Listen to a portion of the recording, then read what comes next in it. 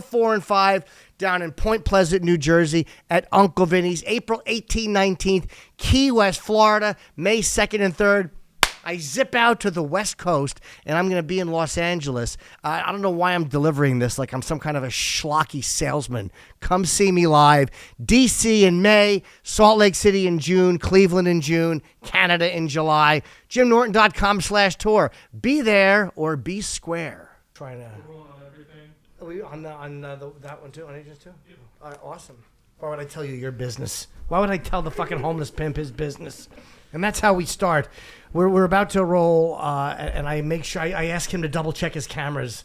And yeah, this is a little loud. You were right, and I was wrong. If you could lower my ears. Adrienne is my guest this week, and I'm so happy. I really love what you do. Thank you. Like I did with what I'm doing now at the beginning of every show is I'm lazy and I'm sick of writing fucking jokes. So I've been going on ChatGPT to get a little bit of roasting. So just a couple of jokes. Oh boy. So this is I said write 3 roast jokes roasting Adrienne Iapalucci. And this is what it says. It says, here are 3 lighthearted roast-style jokes inspired by the sharp comedic style Adrienne Iapalucci might enjoy. Adrienne's comedy is so dark, I'm surprised it doesn't come with a flashlight and a therapy coupon. Wow. I'd actually take that coupon. That's kind of cute. Adrienne's humor is so biting, I half expected her punchlines to come with a tetanus shot. Wow. I mean, this is cute stuff. I love it. Adrienne's jokes are like her personality. Brutally honest, slightly terrifying, and weirdly comforting, like getting life advice from a sarcastic Ouija board. Ooh, I hate that one. I do too. And at the end it says, these are meant to be humorous, not taken seriously. Let me know if you'd like more. That's what annoys me the most about ChatGPT. It's this need to explain that it's just kidding, guys. It's like all in good fun. And as a person who does the humor you do, which is really dark and really funny and right to it, you must find that equally irritating. The ChatGPT. Or that mentality about jokes where it's just got to be, we're just kidding, guys. Everything's okay. But sometimes the audience, I just feel like they need to almost be told that sometimes. Like, it's just like, what are we doing? Because they're stupid. They're stupid. Very stupid. I've just started telling audiences now because I'm like, I don't think enough comics are telling you this. Like, comedy's not for everyone, and some of you shouldn't come back. Good for you. You're right. Yeah, I don't think the clubs love it, but I'm like, some of you should have gone bowling tonight. Yeah, the clubs don't like it because there's another comedian next week, and you're like, you know what? If this didn't do it for you, get the fuck out and don't return. I know. It's just, I don't know. I can't imagine going to a comedy show and getting upset by stuff, but I guess that's like the world we live in right now. Yeah. And I've seen a lot of clips of your special. I don't watch stand-up at all. No, you shouldn't. I just can't. But I've seen a lot of your clips. Really funny. And we had you on Jim and Sam a while ago, so I was going through your special, looking at pieces of it. It looks great, and it's just... I hate saying dark because, but it's a good description of what people perceive. And it's just there's nothing you don't fuck with, which is great. Well, there's sometimes I would go on, people are like, what does that mean? Like, did you do it in blackface? I'm like, yes, I did the whole special in blackface. That's why it's Dark Queen. Oh, the Dark Queen? Yes. Was there any blowback from it at all? No, I think I just missed the window for outrage because Trump had won a week before. And even like when we were going to send stuff out to like the right and the left type of, I don't know, like radio shows or whatever, I just found that the stuff that was more liberal just refused to have me on. Like NPR reached out because like they knew it was like a woman doing a special, and then I guess they saw it and they were like, we're gonna pass. Yeah, it's funny how they are really they won't say we don't like it, they just ignore it. They'll just pretend it because it's really good, so they can't shit on it and go it sucks. They could. I would actually be fine with it. But do you ever watch the sitcom Taxi? Yes. There's a great scene in there where Bobby Wheeler, and for the caller who's listening, we're going to get to you in just a second, or however many callers were. Bobby Wheeler, the actor, which was Jeff Conaway, there's one thing where he like blasts this critic. He makes fun of me, writes a letter to the paper. So the critic comes to see his play, and he's really good. And the critic says he's not going to trash him. He's not going to praise him. He said, no review at all. You get nothing. Silence. And again, it's a big buildup that I'm butchering. But that's what they do, is they just silent because they know even a bad review gets people to pay attention to you. But I think because Trump won by so much, the left is like, I don't know if there's even like if people are even care about outrage anymore. So they're just not doing anything. Maybe they realize that the outrage that they've been pushing, people just like bored with and like, shut the fuck up. Yeah, maybe they're like, Trump won by so much, we don't know if people care about it anymore. I don't know. I think I just missed the window. You might have a little bit. That's Yeah. okay, but it's good. It's fine. Your special was funny. And, this is an advice show. We give a little bit of advice to people. I'm not qualified to give advice. I imagine. Oh, me neither. No. I should not be giving advice. Let's go to the first caller and see what they want to chat about. Oh, can you hear me? Yes, sir. John. Hey, John. Welcome. Hey, thanks for me. Appreciate it. Sure. Yeah. So, I guess I need some advice on like understanding if I'm an asshole, like in a certain situation. So I'll give you some context. Okay. A buddy of mine, best buddy of mine from, we've known each other since we were like 5 years old, right? We had a bit of a falling out like 3 years ago. Basically, long story short, I'm a pretty loyal guy. Loyalty is one of the most important things to me, like with any relationship, of course, and it's like the foundation of like trust is the foundation of any relationship. Yeah. Basically, my buddy, let's call him Willie, he took advantage of me to be able to help him find a new gig, find a new job. Souped up his resume, all that good stuff. Got him a gig at my company.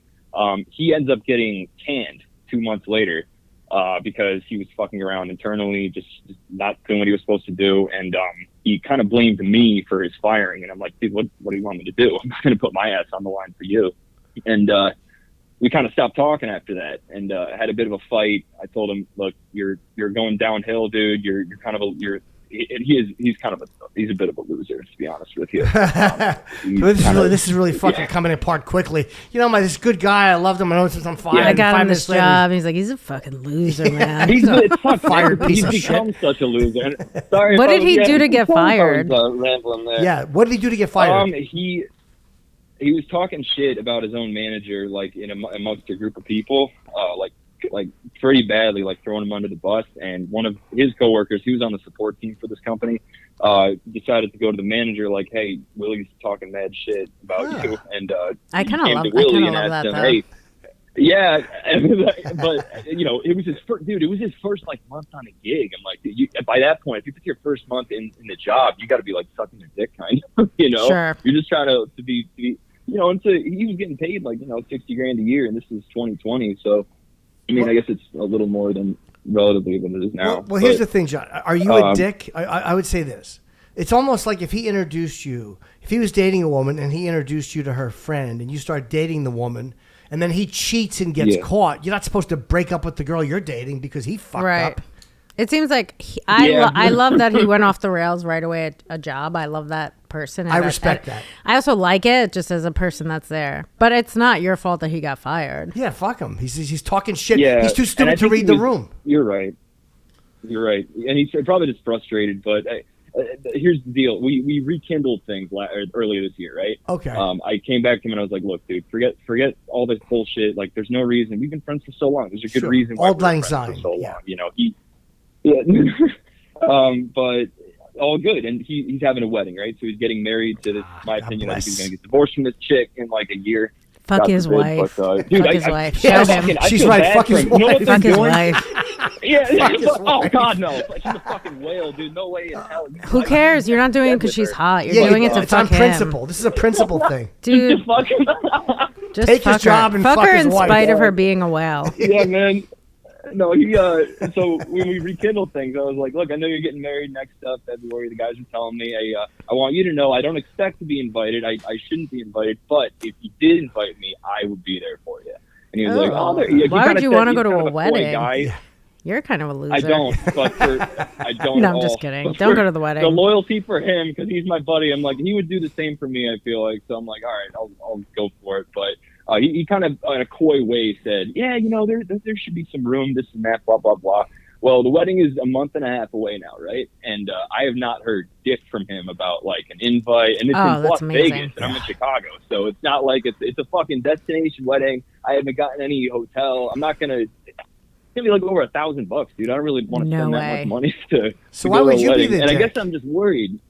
Worried about what? I guess I'm just worried that because I said that I would go, but if he calls me next week and says, "Hey, good news, we got you on the list, you're good to go," and I have to come back, It's too late. I can't go anymore. Thanks for the call, man. I'll say this: you're not a dick, and he'll get you on the list. It's his wedding. He doesn't have to go to somebody else. This is not like a third party. It's not like you have the same agent as somebody. He's like, hey, could you get me a ticket for REO's Speedwagon? It's his fucking wedding. Fuck him. I think you dodged a bullet, man. Yeah. Like, you look good because you said, I'm willing to come. Let's bury the hatchet. And now he still hasn't invited you. It's like, oh, sorry, man. I made other plans. Yeah, or I just can't do it. By the way, what is a sign of a comedian being finished more than the music reference being REO's Speedwagon? That's the best one I come up with in 2025. I like it. Yeah. All right, let's go to our next caller. I like that you said fuck his wife, too. I think you're right. Really show him who's boss. Hi, Be like, Jim. don't come to my job and get... I'm calling from Long Island. Welcome from Long Island, so Oh I my can tell that God. by the voice. The time difference must be killing I you. wanted to make an observation and ask you a question about the show. Is that okay? Okay, sure. You know, when people are ready to, like, share intimate details about their life, reveal things, they need to know it's like a safe environment. So can you guarantee that Sam Roberts is nowhere nearby? Sam Roberts is not in my apartment right now. It is just myself, Adrienne, God bless. Thank you. and the homeless. And he hung up.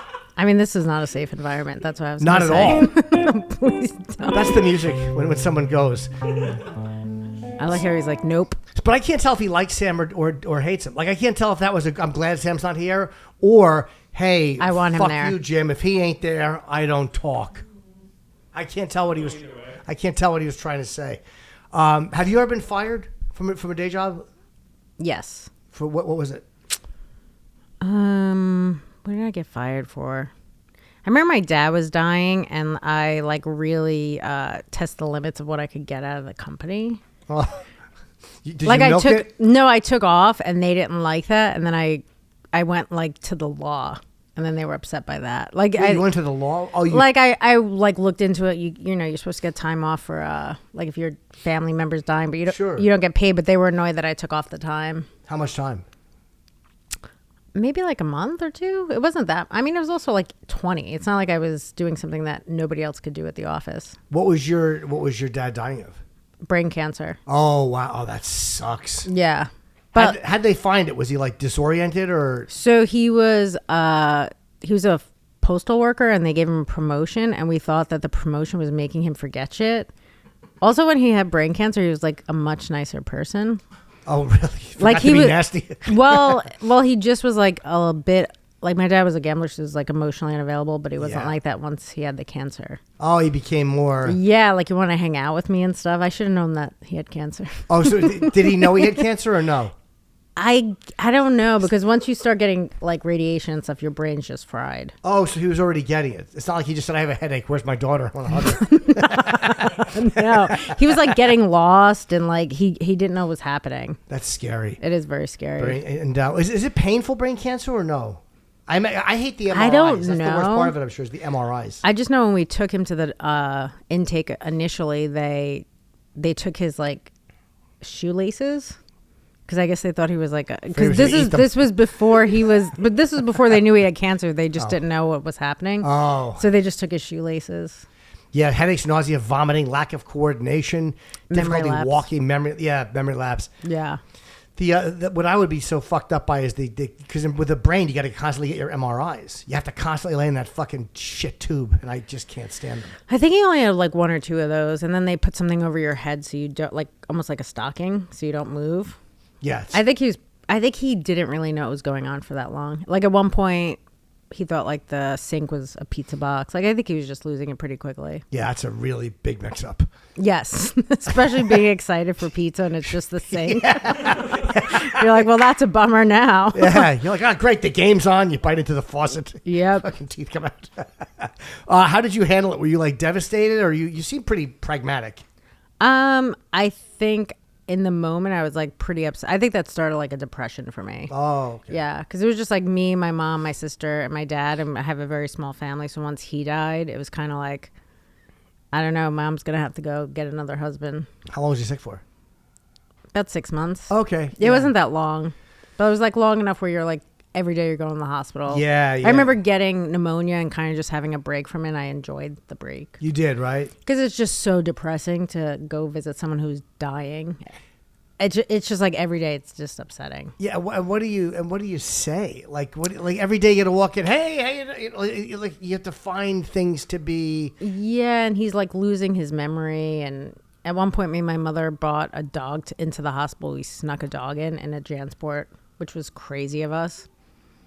Just to see him. I don't know what we were doing. We weren't like mentally all there. Did he appreciate the dog or did he hate the dog? He was like, "Tell my uncle I said thanks, but no thanks." Because his uncle had a farm of dogs. I guess he thought that's where we got the dog from. Oh, he thought you were sending a dog? You thought the uncle, instead of coming to visit him, sent him a dog? Yeah.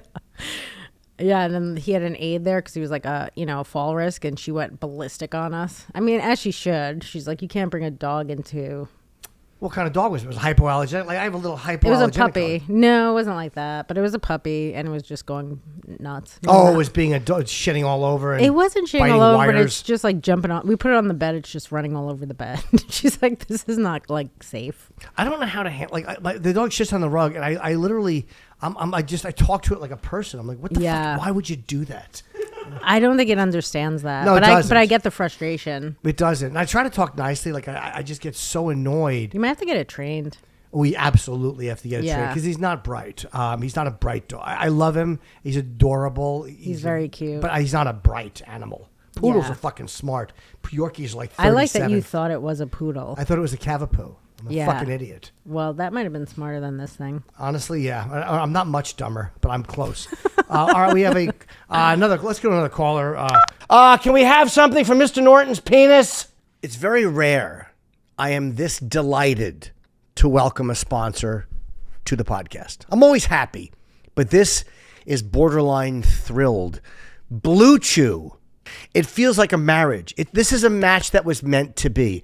Because this is a product that I use, I enjoy, and I've honestly had great results with. Sometimes I take one when I'm not even going to meet anyone, and I'm not even going to have sex. I just pop one, and I sit there and this is what it's like to feel like a man. Anyway, the results are going to be so good, it's going to knock your socks off, and might even knock your neighbor's socks off too. I didn't write that, believe me. All right, they also want me to tell you that you might make so much noise you're going to have to move towns. Ugh. However, I don't make a lot of noise in bed. That's about it. And I put my face in a pillow. It's usually the person behind me making the noise. Guys, be ready when she needs it and get your first month of Blue Chew free. Great sex is a few clicks away. Sign up at bluechew.com. Consult with one of their licensed medical professionals. And once you're approved, you will receive your prescription within days. Blue Chew tablets are made in the USA, and they are prepared and shipped directly to your door. Here's the best part. Well, the best part is the result. Here's the second best part. It's all done online. That means no embarrassing, annoying lines in the pharmacy. No having to go to a doctor and sit there in the waiting room and everybody just knows that you're a limper. Just sitting there with that sad, it's not working properly look on your face. The pretty receptionist knows. So what are you here for? And you go, what do you think I'm here for? And she goes, it's not working. And you go, no, but do you want to go out? And she says, no, I don't. However, you take a Blue Chew and come back. And then you go, huh? And she goes, wow, I'd love to go to supper. Anyway, that's the best part of Blue Chew. And that waiting in line in the pharmacy just sucks because it really is always some loudmouth behind the counter when you're like, Norton, I'm going to pick up my prescription. Can we have something from Mr. Norton's penis? Blue Chew Max has arrived, and it combines the active ingredients with Cialis and Viagra into one chewable. This combo acts fast and it lasts. I don't know why I said acts fasts. I like to pluralize things. What can I say about Blue Chew? I have had great success with it. You pop one in, you chew it, and Blue Chew's tablets have been very successful in my life. It's made my penis, let's just say, work better. It was not a high bar, to be honest, because it was working rather poorly. And I took a Blue Chew tablet and it worked better. I'm actually going to put my glasses on for this part because I want to look official. Make life easier by getting harder and discover your options at bluechew.com. BLUECHEW.com. And we've got a special deal for my listeners. Try your first month of Blue Chew for free when you use the promo code Norton. You pay $5 shipping. That's it. That's promo code Norton. Visit BlueChew.com for more details and important safety information. And we really do thank Blue Chew for sponsoring the podcast. Calling up, hello. Hey, this is Alex calling in. Big fan. Hey, Alex. Thanks a lot. Appreciate it. Yeah, for sure. All right, so here's my problem. This is a classic one. I think maybe many people are dealing with this, but I've got a roommate who does not want to pay the rent and is dipping out. They are on the lease, and they are just attempting to disappear. So love to hear your advice. Attempting to disappear on the lease. Now, how many months do they owe you for? There's 4 months left on the lease, and there's one that they haven't paid so far. If they're willing to leave, it's almost better than them staying and not paying, because then you get those fucking stupid squatter laws. Yeah, and what if they do something annoying, like they just start bringing people over that are disgusting? Yeah. And they like rob you. I don't know. Could you get somebody else to take over the lease? Maybe, yeah. That might be the best way to go. Yeah, just to be clear, I'm not the landlord. I'm a roommate of this person. Okay, yeah. So you're gonna have to pick up their slack, as it were.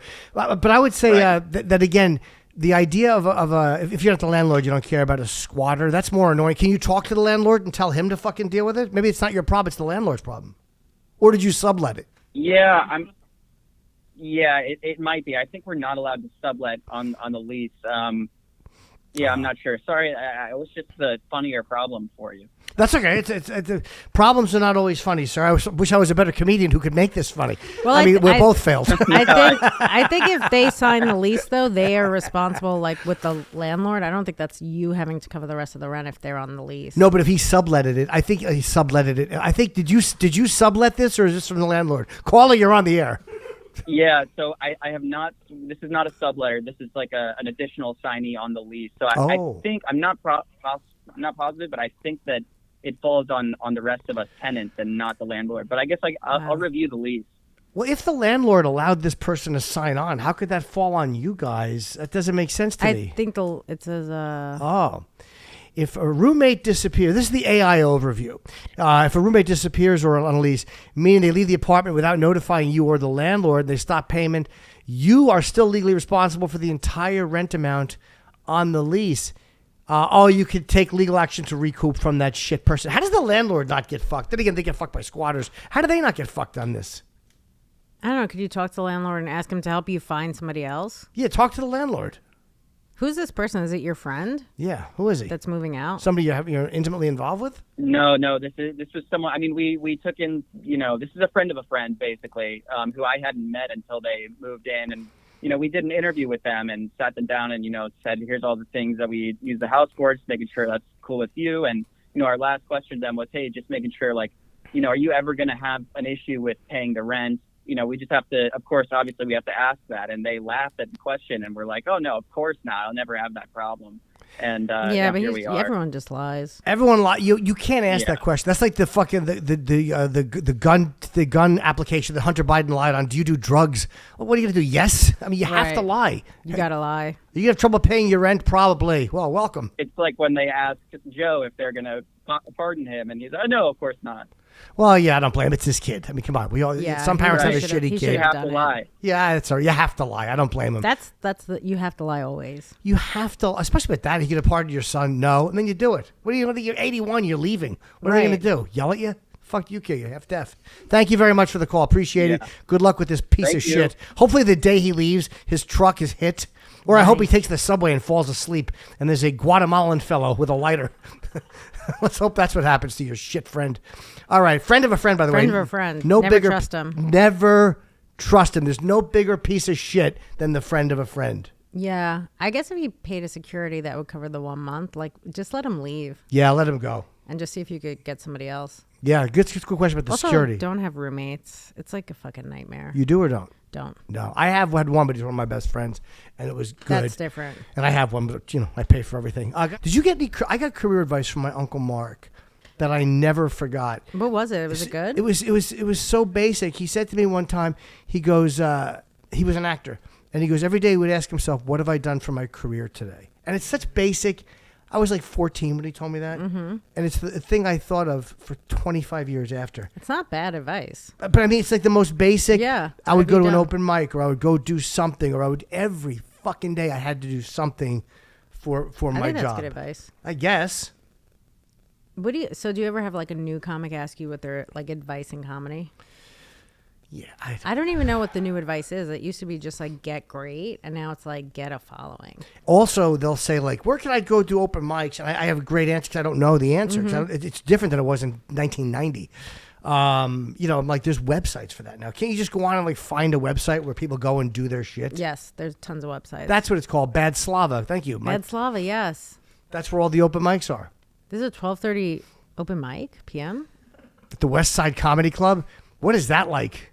What is that like? A quick lunch laugh? Who the fuck is going to a comedy club? 12:30. That's very early. Or is that when you have to go to sign up? No, I would never go sign up and then leave and come back. They also have a 3 p.m. showing. And a 4 p.m. Oh, that's a different place. The Comedy Shop, and that's Bleecker Street. But West Side has two of them, a 12:30 and a 3. Who the fuck likes stand-up that much that they're going in the afternoon? I don't know. That's really early, though.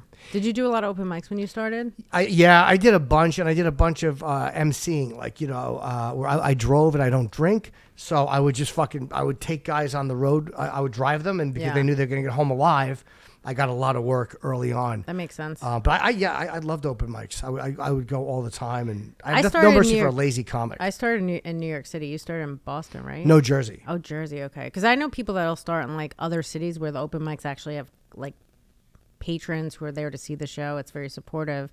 And then they come to New York and they're like, what did I just do? It's like, oh, this is a nightmare here. Yeah, when they move here. Yeah, because they're like, I was making money on the road and I was doing these open mics that actually had, 50 to 100 people at them. And here the open mics are usually just other comics. Yeah, I've heard they're rough here, where you have to like I brought people to Al Martin. Did you know Al? Yes. I think the original New York Comedy Club. This is probably 1991. I brought I had to bring people. It was a girl I was dating, showed up. I was still working a day job, so it was in my first 2 years. And she showed up with two of her friends. Yeah, it's like a bringer show. It was still it was good though, but I was really humiliating. Like the first time somebody you're dating comes to see. You ever bomb in front of someone you're dating? I one time went on a date, like a Bumble date or something with a guy. And the whole time he was like fidgety. And then I was walking in the Village and someone was like, hey, someone canceled. Do you want to do this spot? So I went in, did the spot. He watched me and then we never talked again. Wait, what happened? Did you bomb? No. I just knew right away I wasn't into this guy. He was like, I think his longest relationship was like 2 months, and that's just like not a good sign. Do you think he was looking for a hookup? Maybe, but I was not going to hook up with him. How did you do on the dating apps? I do okay on the dating apps. It's weird because now sometimes people recognize me as a comic, so like that's not cool. See, I'm just the opposite. I love it when they would recognize me. Why? Because that's my in. That's your in, yeah. Physically, I'm not going to fucking believe. I'm not setting the world on fire physically. I just don't like it because then it's like these people want to like roast you, I think. They like, it's just like, I'm ready hanging out with like the funniest people. I don't need you to like roast me on this dating app. I'm wondering if that's because as a woman, guys can't handle when a woman is funnier than they are, whereas women don't react that way to a guy they're dating. Sure. I mean, everyone I date, I'm funnier than. Yeah, I think I've had that. They usually just realize their place. Oh, no, I've dated one woman who was just as funny as me, or if not funnier. How was that? She was a comic. I was fine. She made me laugh. She really made me laugh. So That's the I best. was like, I didn't. Yeah, that's the best. I didn't mind it at all because I enjoyed her sense of humor. I respected her, so it was okay. What kind of jobs have you had before stand-up? I did forklift. I was a forklift operator. Mm-hmm. Copper company. Forklift operator? I don't picture you doing that. No, I know, because it's seen as a masculine profession, and I'm kind of doughy with bosoms. I just don't see you like just cranking it up and picking up. Yeah, I hated it, rocks. but I was actually not bad. But I did all kinds of shipping and warehouse work. I was not qualified to do much. I dropped out of high school. So, caller, you're on the air. Hey, Jim, I need some advice about my shitty life. I'm almost 40 and I'm being bullied. This is embarrassing. Oh, hold on. What's your name? Hold on. Slow down. Let's go because you sound like every fan I have. What's your name? I got a sore throat, too. Okay, awesome. I like the background information. What's your name? Pixie. Hi, Pixie. And where are you calling from, my dear? Buffalo, New York. Welcome from Buffalo, New York. How is the weather up there? A lot of lake effect snow, Adrienne. Yeah, it really snows around the snow belt, but it's raining today. I'd love to hear more. All right, so what's going on, Pixie? You're 40 and your life's in the toilet. What's happening? I think you got to leave Buffalo already. I just know that's. You think that's I think that's one of the problems. Is Buffalo? Yeah. I'm being bullied. It's embarrassing. You know, people fucking with the stupid Facebook and sending messages to other people about me, and it's ruining my life, and it's just embarrassing. Like, how do I move on? Well, let me ask you a question. Unfortunately, BetterHelp is not a sponsor at this point, but if they were, I'd recommend BetterHelp. Call up for therapy, and you can choose your own therapist. You can swap out a therapist anytime. No additional fee. Use the code JimIsFinished. So how are they bullying you? Like, are they... Okay, so, let's get to it. I was single for 10 years. Because every time I get in a relationship or meet a new friend, some jerk from the internet would send a message or a naked photo or say something squirrely about me, and it would cause this person to go, I don't want anything to do with this. And it just... What? Hold on, Pixie. We got to do one thing at a time. So they would... First of all, how do they know who you're dating? Stop putting pictures and contact information for every person you're fucking. It's a small town. People figure things out. Buffalo's the problem. You they would see, like, hey, what do you think's going on with Harold? He looks miserable. He must be dating Pixie. Yeah. Hey, I'm a lot of fun. I know how to cook, but I got a crazy reputation. What's your reputation? Hey, I met CQ when he came to Helium in 2015. He's hilarious. You met CQ? Yes, he is. Colin Quinn, for those of you not involved with comedy abbreviations. AI, which you might think I'm talking about the computer, but I'm talking about my guest. Pixie, you gotta leave Buffalo. I think maybe you're trying to stay off the internet, Ben. I think you gotta leave Buffalo. That's the first and foremost. Get the fuck out of Buffalo. Is always depressing, and I've everything. been trying. I don't have the money. It's the attractiveness of $800 apartments that keeps a whole bunch of people here. By the way, everything in Buffalo looks like it was new in 1981. Go to Syracuse. That's another place that's... Yeah, you can't even do improvements because all the asbestos in the walls. I wouldn't say, wow, that's really specific. It's like 9/11 up here every day. Fucking. Yeah. She's right, though. Get the fuck out of Buffalo. I love the audiences in Buffalo, and I like the people up there, and it's fun, but it's a depressing place. You can make a lateral move to another place that's Buffalo-esque. Seriously, start over there. See if you upset everyone I'd move to Iowa if I could. Move to Iowa. You can move to Iowa. It's not hard. You can. Get on the bus. Yeah, exactly. What are you going to do? Just take the money you're wasting here and go waste it there. It's probably the same rent. Probably cheaper. Hey, thanks for taking my call. All right, my dear. Good luck. And I'm sorry to hear that people are sending your nude photos all over the place to your new boyfriends. So are they sending your photos to people? Oh, wait, are you still there, Pixie? Pixie, are you still? It's complicated. Oh, no, hold on. What do you mean? Like, all of a sudden you'll meet a guy, you'll put yourselves on Facebook, and then your ex is sending the new, hey, what do you want to see, Pixie's clit? Here's a picture of Pixie's clit. What's going on? I would get professional photos done, and they'd send it in a Dropbox and hack my stuff, and then kind of like make ads and like stuff on 4chan or whatever that website is with like galleries and stuff like that. This is more of the issues, I think. It cost me $3,000. Yeah, stop dating guys you meet on Reddit. You're taking professional pictures for $3,000 in Buffalo? I know. Yeah. Hey, that'll buy you a nice apartment. You know? Stop wasting money on professional photos in Buffalo. Here's me standing in front of a dilapidated hotel. People come from out of state to take pictures in front of graffiti walls. Like, fly in, like kids from Colorado that are worth them a lot of money for the graduation photos and stuff. So some people like that, and it's kind of what we're known for. I've never heard of that. I've been doing gigs in Buffalo for 25 years, and no one's ever said to me, you want to come see the hot graffiti spot? Do you want to pose? Do you want to pose by the hot graffiti? Thank you for the call, Pixie. You're a true delight. I hope you find who it is you're looking for. The only time I've posed in front of like a wall painting, I was in, have you ever done Australia? Yes. I did Melbourne. I refuse to say it the way they say it. It's annoying. How do they say Melbourne. Melbourne. Gotcha. And I hate when Americans say it that way to sound like they've been to and fro. Yes. I was in Melbourne. Shut up. I was in the Bon Scott Memorial Wall. Did you see that? The AC/DC wall? I did not see it. Very poor rendition of Bon Scott. It doesn't really look like him, and it's in Melbourne, Australia. There it is. Oh, that's pretty cool. I wish I did see it. But that's not even the one I'm thinking of. He looks like a Roman with that. There's one where it's just a painting. Is that like a risen thing, Mike? Is that like a 3D or painting? Yeah, it's texture. It's what? It has like a texture to it. Oh, there is texture. That's not the one I'm thinking of. That's actually pretty cool. I've just been turned around on this fucking Bon Scott wall. Boy, I got rid of that very quickly. You got to go back. Oh, it's a sculpture. What I was thinking of was actually there's a picture on the wall of the old AC/DC. Anyway, did you do well when you were over there? Did you enjoy it? I did. I liked Australia. I went there to open for Louis, but I liked the crowds there a lot. When you went with Louis, did you guys fly together? Yes.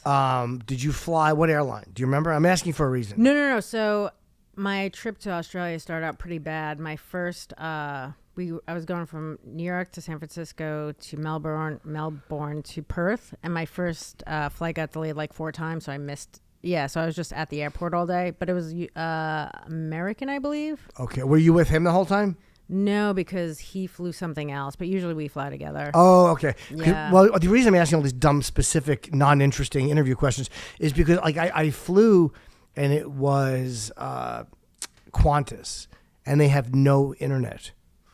From the U.S. to Australia, this fucking hunk of shit airlines. So unless they're a sponsor. Where did you fly to from here to where?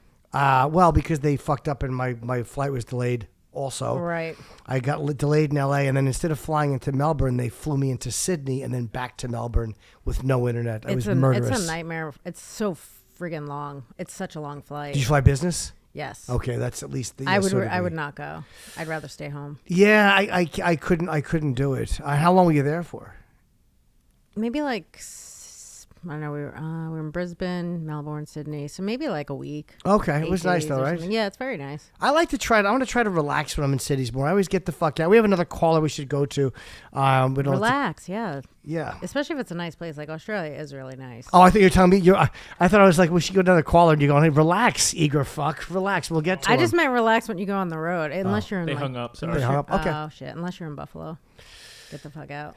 Buffalo, I get out relatively quickly. Is there a place you hate going? I don't know. I've never been anywhere where I'm like, I will never. Oh, that's not true. Some places in Canada, it's just like such a long flight. It's just a nightmare.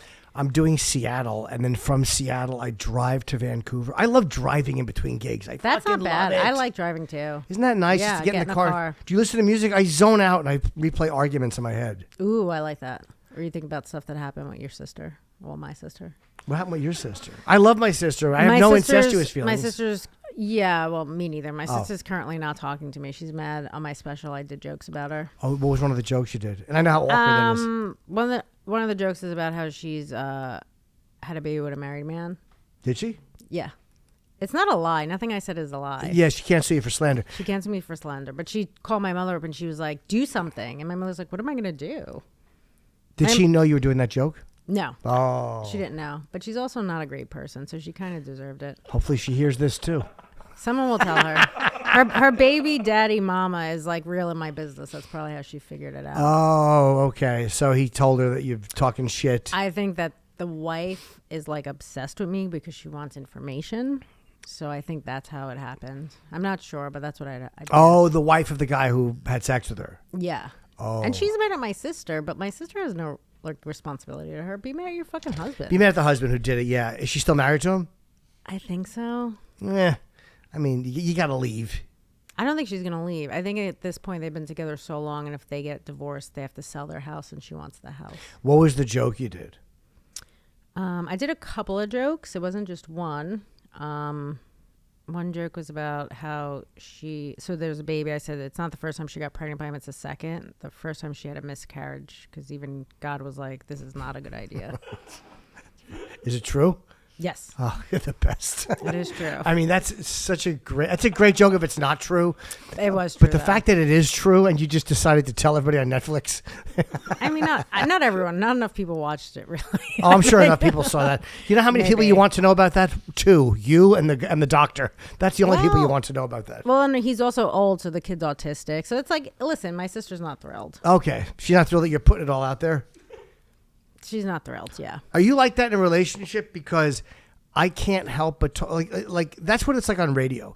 When there's a slow news day, you start blabbing all your personal shit because you have an obligation to talk about stuff. Yeah. And then it is also interesting. And then you're like, oh, I should have maybe not said that. Yeah, but it's too late. It was funny. It's too late. Yeah, you're just like, it's too late. Let's see. Let's go to somebody else. I get people waiting. Hello, what's your name? It's Devin again. All right, well, welcome back to the show. Nothing much. Just wanted a female perspective on this no fat. I'm 10 days no fat, and how do you feel about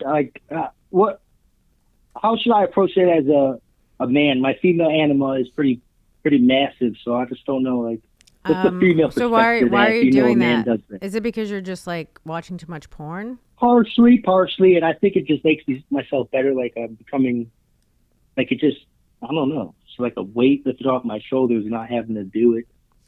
Yeah, but there's a weight still in your balls because you haven't gotten rid of it. Are you trying not to masturbate ever again? Like, what's the end game? Yeah, it's a good question. Okay, yeah. I guess it's just, well, to be honest, though, not as potent in the bedroom as I want to be. Okay, I understand that.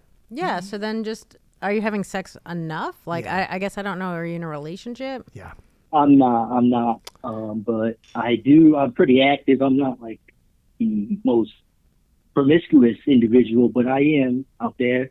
Have you been struggling with basically is your dick like Stephen Hawking's legs? Is that what you're saying?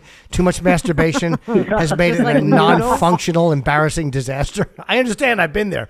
Fucking my dick. I jerked off so much my dick was just shy around people. Yeah, I mean, I guess you can put it that way. Yeah, it's shy, but it works. When it works great. But I don't know. I can't give you a female one too many times. I mean, it doesn't like bother me. I just don't know. Like, if you're gonna fuck somebody, could you just not masturbate like a couple days before? I don't know. Are you just gonna like not masturbate for like a month? Like he's probably become so used. And thank you very much for the call. Hang on and listen to the advice.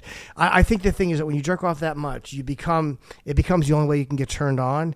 You change your wiring. So I think if you're watching, I had an ex-boyfriend like that where he was watching so much porn his dick stopped working, and he had to like rewire his brain and stop watching porn, and then only masturbate like to his thoughts. Yes. So if you could do that, I think that would be better than like opening 300 windows of porn and having to come like that. Yeah, although that is fun. Sure, but I do think that if you're trying to be in a relationship or fuck people, your dick stops working unless you're going to have all that porn on. Yeah, because nothing can compete with what your brain's going to do with all that porn. Yeah, it's just you have so many windows open.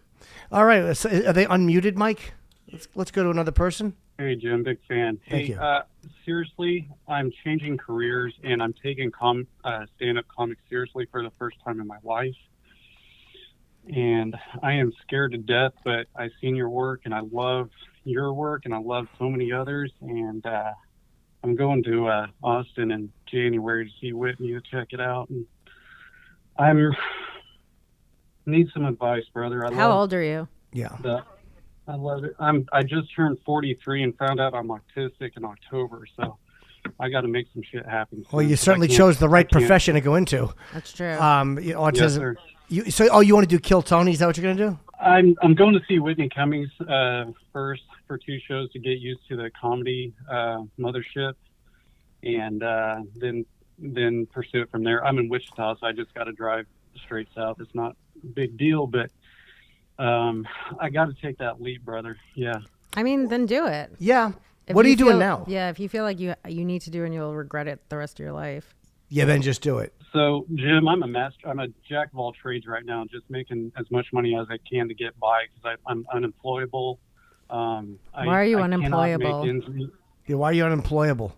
I have plenty of skills, it seems like, but making the connection between neurodiversity and neurotypical people has been a challenge since I worked in TV news. Autistic and not autistic, you mean? Yeah.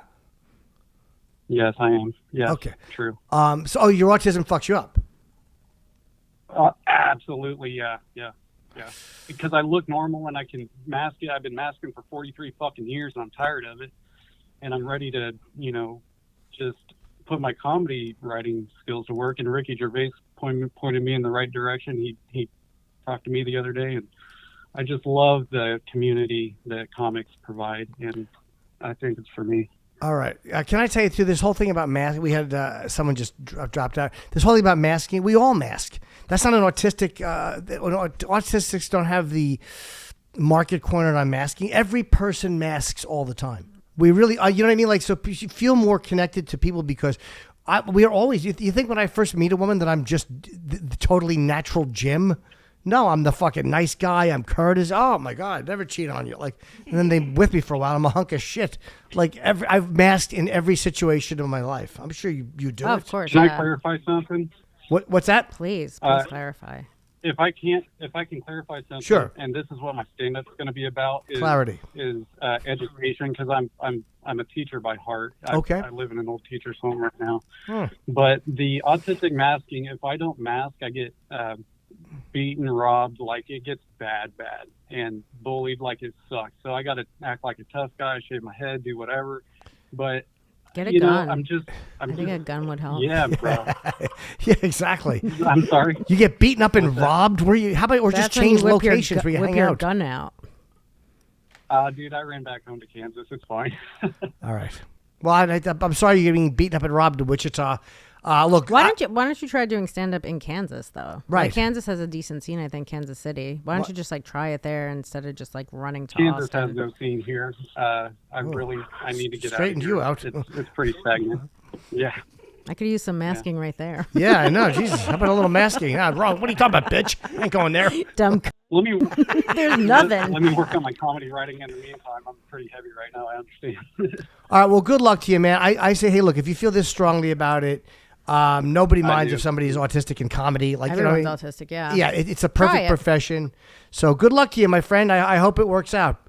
But that is a very strange place to go. Like, I'm going to go right down to Rogan's Club, and I'm going to just make my dreams come true. I kind of like his optimism. Sure. Yeah. I like the optimism. I don't have the optimism. Neither do I. I think he's not going to make it. But like, try. Wait, Prove me wrong. Wait, you think he's not going to make it in life, or you think he's not going to make it just as... He seems like he's doing fine in life. Like, he's getting beat up a little bit, but... Yeah. I don't know. Comedy's so... just to go there, like, I think it is nice to have that big, like, that dream. But once you go to Austin, it's not just going to, like... No, because everyone's going to Austin. Everyone's going to Austin. It's like New York now. Yeah, so it kind of is. It's... I don't know. It sounds like he hasn't even started. Yeah, he just kind of has an idea of what he wants to do. Right, so he wants to be around it. I guess that's nice, and maybe he'll meet some people that are also like him that, you know, they could all get beat up together. Yeah, that's just a bizarre thing. Like, form a posse. Like, what do you do of just victims? Maybe they could pool their strengths. I don't know. Yeah, they just practice standing behind each other and ducking out of the way. Yeah, I don't know, but I think if he really wants to do stand-up, he should try it, because then you'll just always wonder if you should have done it, you know? Yeah, is there anything like weird, like when you see people, like I'll see people like I haven't seen in 25 years, and like, yeah, I always wanted to try it, or guys that come out, I'm like so grateful I did it. I'm like so fucking happy that I did. I'm not one of those guys who just thought that I should have done it and didn't do it. And then got married and had kids, and I have a dumb wife and kids. Well, yeah, I mean. You still have that part, but you don't have the kids. Thank God. I believe me, I fucking made sure that door is sealed.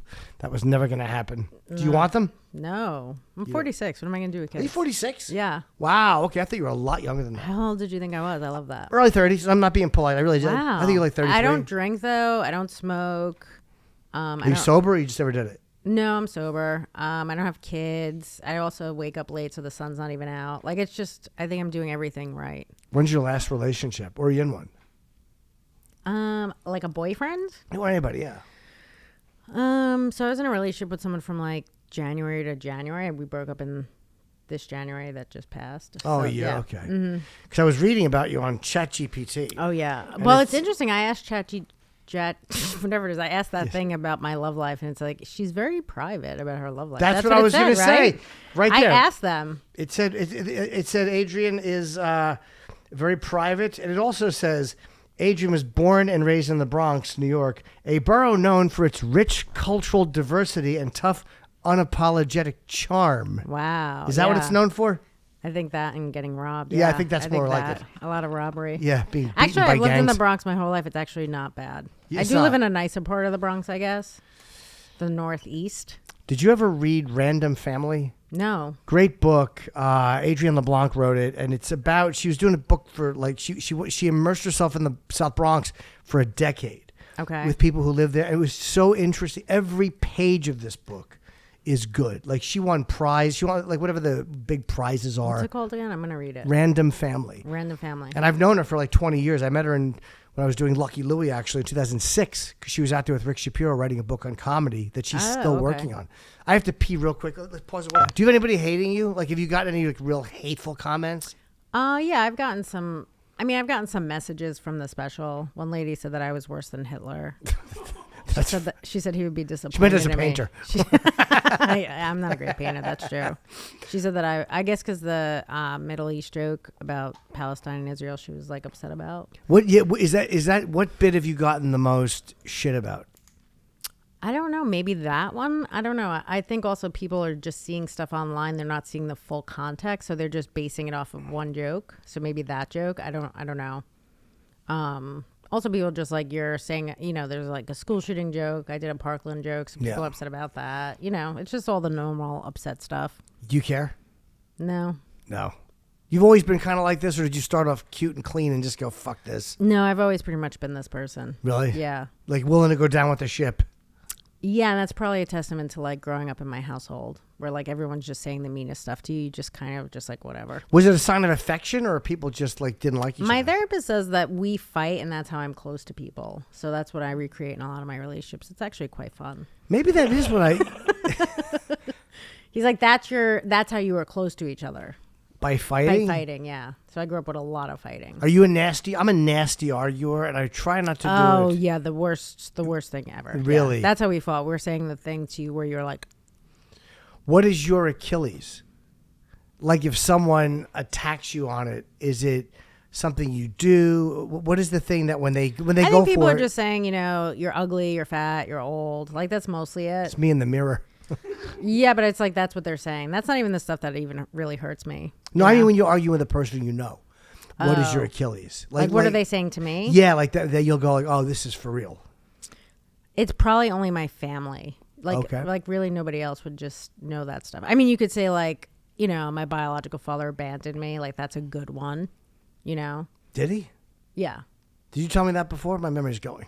I don't think so. Okay. But then I met him again. He did that as a child when I was a child. Oh, he's not the one that died of brain cancer. No, sorry. Okay. Sorry. Yeah, that's confusing. So my mom was married before to a drug addict. They got divorced. My mom also kind of forced him to like give me up. And then, when I met him, she was like worried how that was going to all play out. Did you get along with him? Yeah, it was interesting because my biological father, when I met him at that time anyway, was very emotionally open, and I grew up, my dad was a gambler and was not emotionally open, so I wonder what I might have been like if I had someone in my life that a lousy like comic. Maybe. Yeah. Or maybe I wouldn't be a comic. Maybe I would just have some dumb business where I'm selling Avon. Oh, we work in a kitchen. All right, we got another caller. Let's go. You'd be just happy to help people. Oh, it would be fucking I don't know awful. if I'd be happy to help. You'd be unbearable. I'm so happy that happened. Unbearable. So happy that happened to you because you're funny. Yes. What's your name, sir or ma'am? Hey, what's going on, Jim? It's Miguel in L.A. Oh, what's up, Miguel? I love Miguel. How you doing, man? Hey, Miguel. Hey, good. Hey, I'm just calling to say I'm happy that you're doing a lot of brand new things, especially online, and hopefully, I don't know if you can say, but if you sign back on with SiriusXM or not. I would say that it is a wrap. I would say that I've had 20 years there.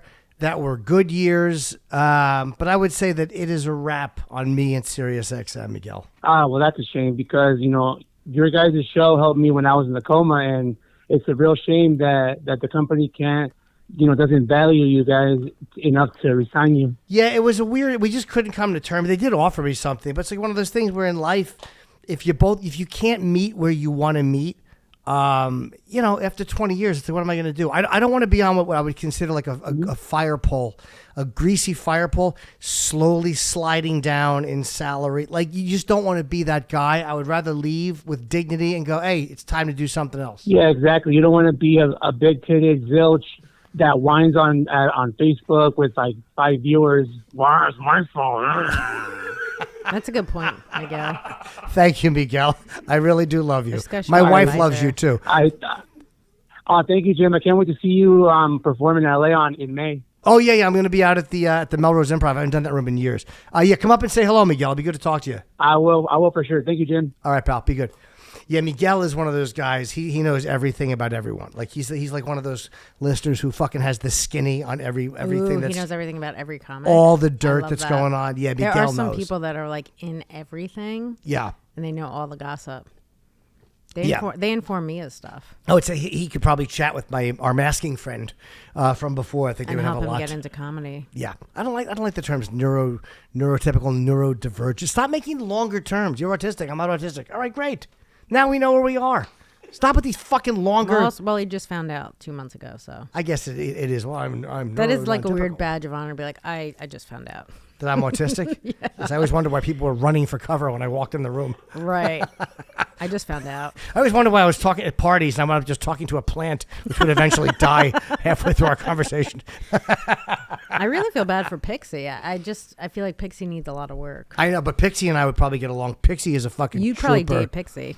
I would. Pixie is you were single. Pixie's an ass eater. Pixie is a fun. Pixie's fun. Pixie is a trooper. Yeah. That's why she can't leave Buffalo. She's getting those pictures done. There's a lot of stuff happening. Who the fuck spends $3,000 on pictures? I don't know. Who in Buffalo has $3,000? I mean, it's like crazy. All of it's just crazy. Do you have a headshot? People keep asking me for a headshot, and I'm like, I have a picture. What's that? I have like a picture from the special I've been using. Can I see it? It's just like the picture that's on Netflix. Because I need a new. I'm changing my tour name because it's a new year. Oh, it's a great shot. It's great. Just you on stage at the Cellar. My now you know. Which I don't like the name of the tour. I'm gonna put a new name on it. Just change it. I hate. It doesn't matter. Mike? Can you find the picture? It's on my website. It's so bad. My tour picture. I should literally look at that fucking green background. It's just change the background. The whole picture is awful. My wife's hands. We had to put CGI fingernail polish because she had no polish on her fingers. Just looked like some brute was changing my fucking tie. Wait, you have a full head of hair? Kind of, yeah, but it's cowlicks. It's garbage. My hair sucks. It's garbage? It looks like it's full. It stinks. There's a picture of me with Evander Holyfield and Mike Tyson. I'm standing in between them, and I'm only referencing that because that's a picture I know where I had a lot of hair. Mm-hmm. It's between the two of them. I was growing my hair to do an Uncle Paul sketch. Okay. I don't know if it's online. Yeah, and I'll put in Holyfield. There's a picture of me between them. No, there was whatever.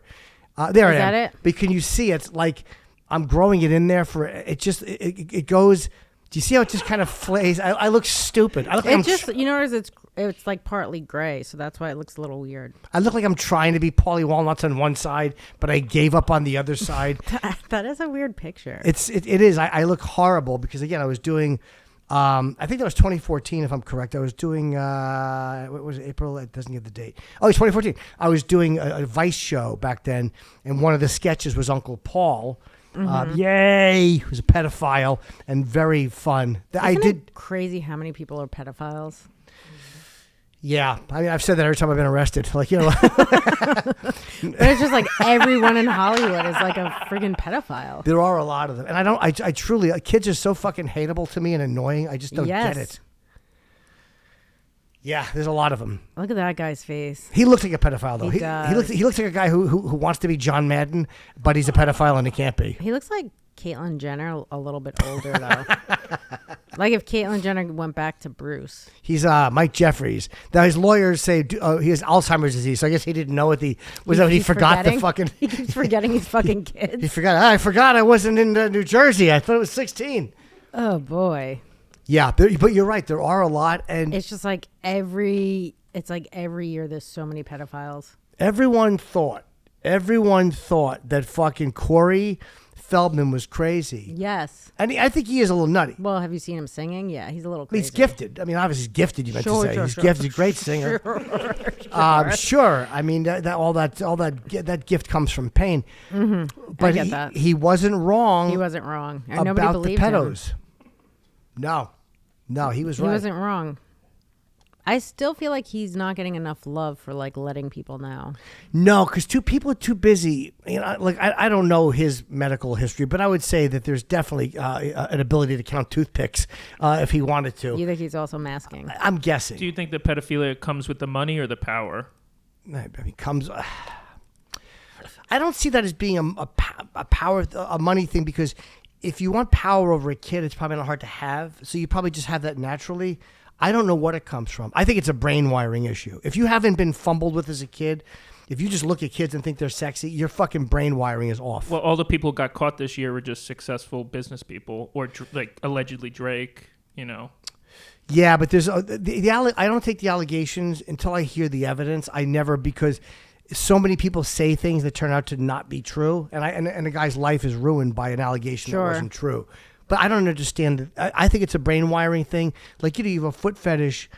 Like, is that because you've smelled feet that you like, or because your brain is wired to see sexual moments in non-sexual things? But I don't like get it. All these rich people don't have feet fetish. They're like fucking kids. No, some of them do. But yeah, the kids thing is obviously heinous. And I don't comprehend it. But fetishes develop through a combination of early experiences, conditioning, subconscious associations, blah, blah, blah. Because I know a lot of people who were molested and they don't fuck kids. Yeah, a lot. They say you can go either way. You can either be like a complete pedo piece of shit, or go the opposite way and have like... Right. I don't, I might have had some issues when I was a child. I was cute, a little bit of fumbling here and there by some older boys. But you were raised by like really nice parents, right? Parents are awesome. They're awesome. I don't know them, but everyone says your parents are like the nicest. They're very nice. Yeah, but some of the other kids in the neighborhood, whatever. We all have penises. Sure, Some of us had a good head to hold. Wow. Okay, what are you going to do? There we go. I was born with handlebars on my ears. Oh, wow. That is unfortunate. Yeah. Jimmy Handlebars? Oh, boy. This kid's built for face fucking. But I still don't feel like I was molested. But the idea, like in sex, I would typically picture myself. If I ever think of victimizing scenarios, I would always picture myself as the person in the bad spot. Okay. Never doing the damage. Always right, you were just the receiver. That's how I would see it, yeah. Right. But I just don't quite understand it. But then again, you're not supposed to understand it. 99% of the population doesn't understand it. You're not supposed to. Every guy that I talked to was like, they were molested, but they're like, I don't consider it molesting because it was like a girl. So well, for me, it like was having sex. I guess so. My therapist my therapist actually recrossed his legs. And, you were molested. Yes, he was adamant. But I just don't see it because they were kind of kids my age, and I did like it, even though I was scared. And one kid bullied me, and I was scared of him. But I just don't. I don't see it. But it's not because I'm ashamed of it. Sure. I just don't. I enjoyed it. I was a dirty little boy. I was a very naughty boy. Now we're bringing up child sex abuse stats. Let's see. Oh, God. 1 in 5 girls and 1 in 20 boys. So I bet you 1 in 20 is even wrong. I bet it's probably 1 in 15. But the other 5 just fucking keep quiet about it because we're tough. How about you? Did anybody fumble with you? No? No, I thought I had a good childhood because nobody fucked me as a kid. How old were you the first time? 18. For anything? What are you counting fingers? Like? Yeah, anything. Why not? 16, 15. Okay, in that age. That's pretty. Yeah. Was the guy you loved? Yeah. Yeah, I don't fuck with virgins. I don't. It's funny. I don't watch girls. But my wife had the show on yesterday. I've never seen it. I love that show. I watch that and Sex and the City over and over again. So does she. It's like the most cliche thing about me. You know, Samantha. Oh my God. Yeah, but people are like, this show's so awful, but it's written by like gay dudes. It's not awful. No, it's not awful. It's but just they're not like, for me. it's just no. But they're like, this is like, racist or sexist or whatever. But it's like, it's just written by gay dudes. We just talked about fuck the we got a call. Let's pick this gentleman. But I was just saying something about virgins age. Yeah, I don't like. The episode was about virgins and how this guy didn't like virgins, and I also don't like it. I don't like innocence. Does nothing for me. Like somebody who's never fucked before. I want someone who's like, your dick's not big enough. Like I want a monster. You want to feel bad. As I should. Yes. Hello. They hung up there. They hung up. All right, good. These I hope people really can't wait. It also could be a software thing too with certain people. I don't know. The software seems to be working, but again, it's our first day using this stuff, and it has performed, Mike, by the way, much better than expected. Yeah, it's great. I'm much happier than I thought I would be. Oh, good. But that person who just hung up, I hope it's because their car hit an embankment. And they just fucking flipped over. Yeah, I hope right now their chest was just caved in by the steering wheel, and their phone is in the mud. And they went right through right through the windshield. No. Poking out. I hope their head went through the windshield, but their chest is still wrapped around the steering wheel. Nice. Yeah. Oh, okay. We'll wrap up in a second. Just telling me we're at time. But I'm really enjoying doing this a lot. This is fucking fun. It's always fun. I love stuff like this. Yeah, especially with comics I like. We did the Degenerates together. Oh my God, we did do the Degenerates together. It was me, you, Miss Pat, Bobby Nikki Kelly, Glazer, Nikki Kelly, Glazer, and Donnell Rollins. Donnell, I love Donnell too. Yeah, everyone did really great. Yeah, I think so, right? I think we had a really strong season. I mean, there was only 2 seasons of it. I didn't have a third one? No. All right, so I guess our strong season theory is out the window if they just never did it again. I mean, I don't know. We I just want to say that I liked everyone on it. Me too, but we didn't exactly fucking pave the road for all the youngsters. They're like, well, 2 and done. I mean, listen, Kill Tony's paving the road for the youngsters. It's fucking crazy. I love him, by the way, too, because he always has me on, which is basically the prerequisite for me to love you. Yeah, but I also think course. he's very underrated. Like, people love him or hate him, but he's fucking really fast, and he doesn't get the credit very fast as for a the roaster. speed. Yep. Oh, cool. What do you want to do? You want to end with me looking for a rafter and a rope? The 10 highest grossing comedy tours. Let me see Okay. who I could ask to open for. Yeah, Yes. let's see that. If it was lowest, I'd be like, oh, let's see where the kid is. Joe All right. Coy, okay. All right, Joe Coy, find number 10. 26 million. Good for Joe. Adam Sandler, I can accept. 27. Number 9. Seinfeld, I got no issue with that. So far, just Joe Coy. And he's a friend of mine, but he's a peer. So when you see a peer doing it, you're like, fuck. You're like, I should be way higher. Trevor Noah, all right, I like Trevor. Technically a peer, but he had The Daily Show. Bert Kreischer started after me, literally rocketed past me. Can't be mad about Bert. Gotta love Bert. Sebastian, I remember him. We used to open for Dice at the same time. He was a waiter, very handsome waiter back then. Good for Sebastian. I'm happy for him. We had a scene together in The Irishman. He was in the scene I was in. Who's that? I can't see. Cat Williams. Oh, Cat. I don't know Cat. I've never met him. He's very funny. Very funny. Gabriel Iglesias, again, guy that started after me. 603,000 tickets. I mean, it's just, I would like to sell 603 tickets. I'd be very happy to do over the course of a weekend. Yes. Yeah. You know, I got 4 200-seat fucking things. I almost sold them all out. Matt Rife, of course, on fire. You know, good looking, funny guy. And Nate Bargatze. Okay, how much did 82? I'm happy for him. That's amazing. Yeah. Good for him. And he also helps out other people, other comics. Nate, which he is does. awesome. Yeah. But and he's also, I look at Nate as in no competition for me whatsoever because we're so opposite. Like, no one's ever going to go, do we want Bargatze or Norton? Right. I know it's Bargatze. It's 2 different audiences. No one's ever going to go, do we want Nate's jokes or we're completely. But that's the nice thing is that both of you exist, you know? You have your audience and stuff. Yeah, it would be nicer if the audience were reversed, though. That'd be much nicer for me. It'd be much nicer for you. If Nate was talking about Jim Norton making $82 million, that would be much better. But he is a nice guy. It might happen. Let's go to our last caller, hopefully. Was that you who got dropped? Yo. Hey, welcome to the show. Thanks for calling. Oh, hey, what's up? Hey, you're on with Jim and Adrienne. Hey, yeah, so my name is Miles. Hey, Adrienne, I met her for the first time 2 weeks ago at the Comedy Cellar. Oh, or no, not the Comedy Cellar, but the store. Comedy Store. Yes, hey, Miles. How Yeah. Nice guy. Oh, okay. Long-term fan. Hey, I wanted to ask you guys some real advice. So, I started doing stand-up comedy 2.5 years ago. I'm late, though, in the game. I started at 36. Do you think that's too late to start comedy or to try to aspire to something bigger? Because I do have a whole career history behind me, but I just realized how bored I was in my previous career. And comedy is the only thing, one of the few things that actually makes me happy. What do you think, Adrienne? I mean, I think you got to keep doing it and see what happens. Do you want a family? I guess how are you paying your bills? Do you still have a job? Yeah. Yeah. I got a side job right now, and I'm looking for a full-time job. I just hate working in offices, and I was a special education teacher for 14 years before special that. ed teacher will make you kill yourself. Yeah. That's brutal. You probably also develop a very fucking thick skin. Yes. And if an audience member slaps you or throws shit on you, you're like, well, I've been there. Try harder. Yeah. Throw a desk at me. Exactly. Yeah, be exceptionally strong for your size.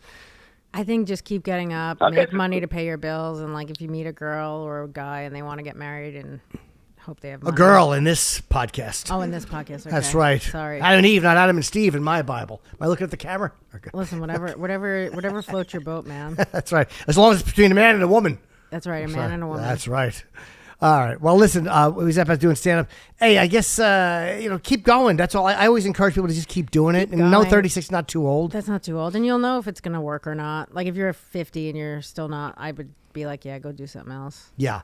If you, Rodney was doing stand-up, and I think he dropped out for a long time and sold aluminum siding again and then came back to stand-up in his 40s. So, you never I hate to say you never I know. but just do it. Everyone uses Rodney Dangerfield as like the example, but like there's only one example, so like maybe not everyone should do it. You're probably right. I mean, that is the only example I can think of a guy who's in your terrible age group that actually did okay.